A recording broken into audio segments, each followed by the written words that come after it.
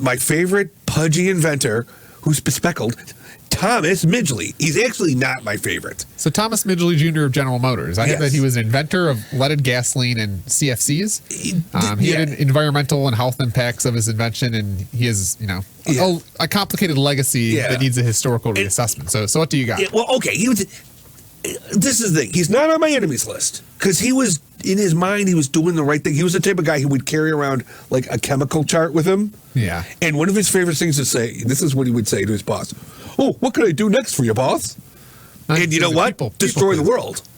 That's what he would do next for you. But he was a great inventor. He got this a Nichols medal, a Perkins medal, a Priestley medal, a Willard Gibbs medal, a Longgraf medal, a doctorate from the College of Worcester, and also he was like the president of the chemical thing. So he was like a chemist, like a kind of a Breaking Bad inspired type chemistry guy. So, and they eventually they went to it and said there was refrigeration problems, and the refrigerators. It was another thing where it would spray all over the housewives and kill them and stuff, and it was terrible. He was like, I could invent something, and actually, he did. I don't blame him. He didn't know what he was doing at the time. But he did invent Freon gas, and then Freon, which was a great thing, would help keep stuff cool. You wouldn't have to worry about like a big muscular Iceman coming to the house.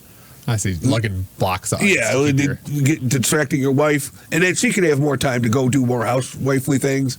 Yeah. So is Freon? Do they still use it in refrigerators? No, thank God, because this is the deal with it. Okay, luckily there was what was his name? Some guy. There were two guys, and they discovered it was a professor and a student, and he said, "Oh, why don't you study these freons?" And he if he was eating spaghetti, he was starting to study them and doing the calculations on freons. He just spit them out all over the place. He's like, "Oh my God, this is going to destroy the world." He figured out, well, this is what happens with freons. They will float around in the atmosphere, and then when they get in the ozone, they start destroying ozone. I'm not saying it the correct way, but it's like a billiard ball. It starts destroying more and more ozone, It attacks the ozone, and they realized, oh my God, until eventually. Luckily, and he was a scientist. He wrote a scientific paper, and of course, GM was like, oh, "Get out of here! You're full of beans." But eventually, there were Arctic scientists who were like, "Whoa, there's a hole in the ozone." It was started by Freon. It was because of Freon, and Jesus, and we did come close. And it was getting bigger and bigger and bigger. Now, thank God, back then, there's less kooks on the planet, and that we knew about. Industry had a microphone. Yeah, and there was no internet. The industries too, they would try to do underhand. They did. As we'll learn later, did underhanded stuff to like keep dangerous products. They did not care, but they eventually they caved in, and like the world came together. Scientists from around the world. They talked to governments, and they banned Freon globally, everywhere. And that should be pointed out as a global catastrophe avoided. That's nice. So the ones that are avoided don't get as much attention as the ones that occurred. They don't. Like the other day, I was walking out in the sun and going and I was really happy about that. Well, luckily, they got rid of the Freon. Yeah. So they kind of just slowed the pace of the ozone hole. Yeah. But we almost died. Yeah, it's getting smaller now. It's getting smaller and smaller and smaller. But yeah, we almost. Yeah, it could have been. If they never figured that out, who knows? We could have been cooked alive. I see. But this is the thing. It's like, what can I do next, boss? He almost destroyed the world a second time. Okay. This is another thing. There was knocking in engines. They would knock horribly. When they first had the Model Ts, they were like, boom, boom, boom, boom, boom, boom, boom. Like, this is the old-fashioned days. This is so messed up. Where like things would rattle and break. So they decided a way to make it quiet or make the engine run better. And he tried all these different things. And one of the things he decided to use was lead. And I think lead has some uses, and obviously it's not good for human ingestion. This is a deal. Okay, maybe he knew about it because they knew about that at the time, since the Roman times. That lead will make you cuckoo bananas. Yeah, which it did. So there were workers who died making this stuff, and ones who just sadly just started hallucinating and then just went quote cuckoo bananas. From lead ingestion. And then the thing is, what they did is they fixed the factory stuff, and they're like, oh, we fixed that. It's good to use. And They were told. Different scientists wrote them and told them, don't do this. This is a bad idea. And even the government was going to shut them down. But that's another thing for study. But then the government was like, oh, it's okay.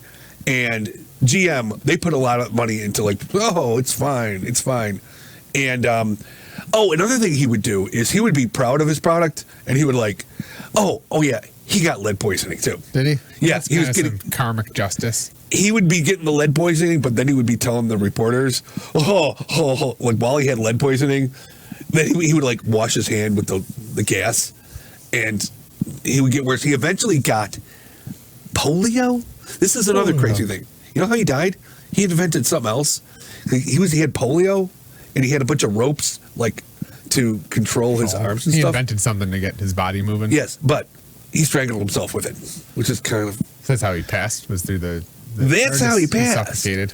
But it took decades. It was decades after his death that they started realizing, hey, this unleaded gas is uncool. Like, maybe you've noticed of the older generation, we're not as environmentally conscious, glavening, and we're smartness challenged. Huh? Yeah, I guess. Yeah. They estimate that half of all Americans' IQ went down because of leaded gasoline. Yeah, I know. Yeah, there's big things with leaded paint and lead pipes and water, and yeah, I think they've seen graphs where I think it was lead in the water, like in the Flint or whatever. They actually show that the violence like spikes 18 years later once those babies that ingested it were they children. Did do that proof too. We were more. If you look at like old movies, if you ever watched the movie The Warriors. That's what my youth was like. Yeah. Warriors. And there was a lot of from the 60s to like the 90s. It was the world was more violent. Yeah. There was lots of, pollution seemed to be this thing that was around. And I know one of my neighbors one time, they said, I would never plant vegetables in the ground because of all the chemicals in the ground.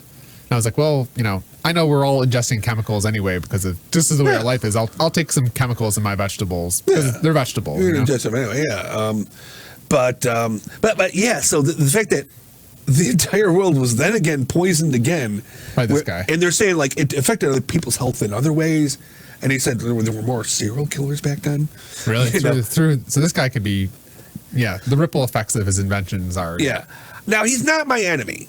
He's not on my enemy. It seems like it's poor management. Like he had a bright mind and he wanted to do well, but it was the direction the management should have been directing him towards, products where he could have been using his talents to help humanity. Yeah, I think the thing the GM says, better living through chemistry. Yeah, which is he was a cash cow for them, right? All his inventions were probably making them a lot of money. Yes, the money was a big factor too, and another thing too, they could have made another type of product. Like, alcohol. They could have used ethyl alcohol, but that wouldn't make them as much money.